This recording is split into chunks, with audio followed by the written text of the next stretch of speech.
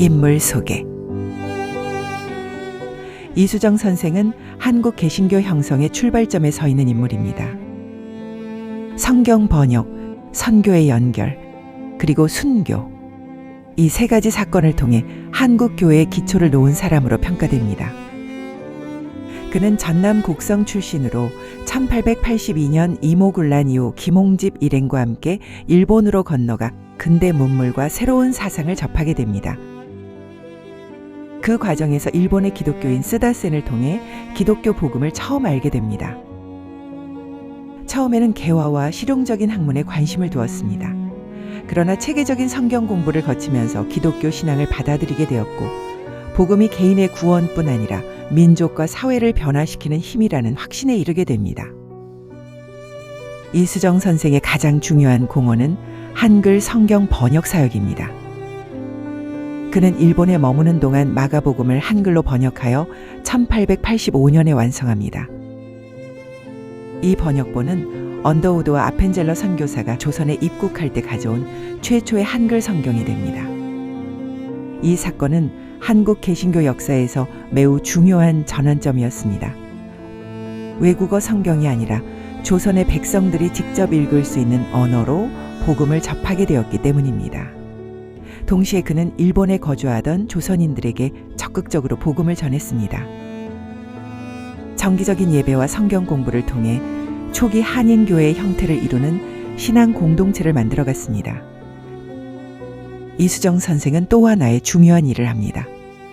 조선의 복음을 전할 공식적인 통로를 열기 위해 미국 교회와 선교 잡지에 조선 선교의 필요성을 알리는 글을 여러 차례 기고합니다.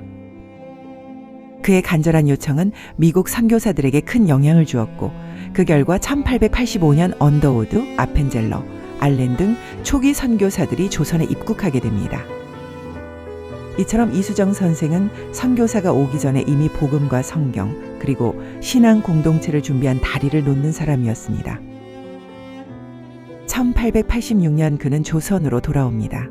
그러나 기독교를 전파했다는 이유로 체포되어 투옥되었고, 혹독한 옥고와 병고 끝에 그는 감옥에서 생을 마감합니다.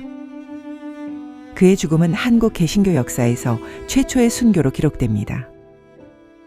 그리고 이 사건은 이후 한국 교회가 겪게 될 수많은 신앙의 증언과 희생의 출발점이 됩니다. 이수정 선생의 사역 기간은 짧았습니다. 그러나 그는 성경 번역으로 복음의 길을 열었고 선교의 통로를 만들었으며 자신의 생명으로 신앙을 증언했습니다. 그는 그렇게 한국 교회의 씨앗이 된 인물로 기억되고 있습니다.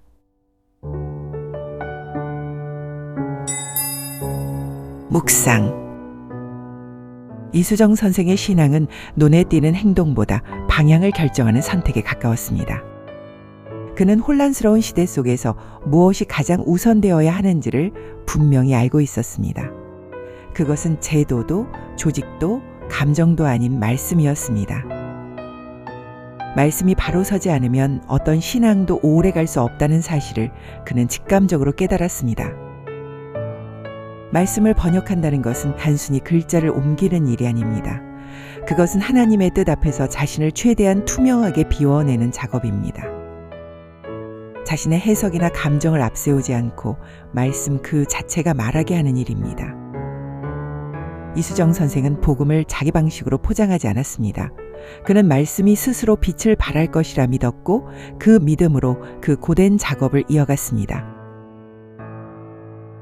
오늘 우리는 신앙을 얼마나 즉각적인 반응과 성과로 평가하고 있는지 돌아보게 됩니다. 변화가 빠르지 않으면 조급해하고 눈에 보이는 열매가 없으면 낙심하기 쉽습니다. 그러나 이수정 선생의 삶은 하나님 나라의 일에는 반드시 보이지 않는 준비의 시간이 필요하다는 사실을 일깨워줍니다. 누군가는 씨를 뿌리고 또 누군가는 길을 닦아야 하기 때문입니다. 부활신앙은 화려한 승리만을 약속하지 않습니다. 때로는 아무도 알아주지 않은 수고와 결과를 보지 못하는 순종의 자리로 우리를 부르기도 합니다. 그러나 부활은 바로 그 자리에서 시작됩니다. 이수정 선생은 자신이 보지 못할 열매를 위해 오늘을 살았고, 그는 부활을 믿었기에 지금의 수고가 헛되지 않음을 확신했습니다. 그의 삶은 우리에게 묻습니다.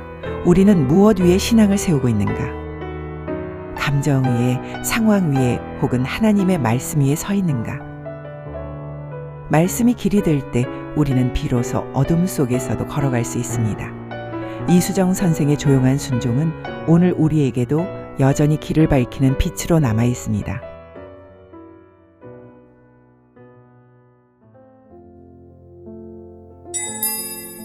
이수정 선생의 삶을 통해 우리의 신앙을 잠시 돌아보면 좋겠습니다. 내 신앙의 기준은 말씀보다 상황이나 감정에 더 좌우되고 있지는 않는가? 눈에 띄지 않더라도 하나님께서 내게 맡기신 말씀의 사명은 무엇인가? 오늘 말씀을 따라 한 걸음 순종해야 할 영역은 어디인가? 지금 잠시만 멈추어 하나님 앞에서 이 질문을 생각해 보십시오.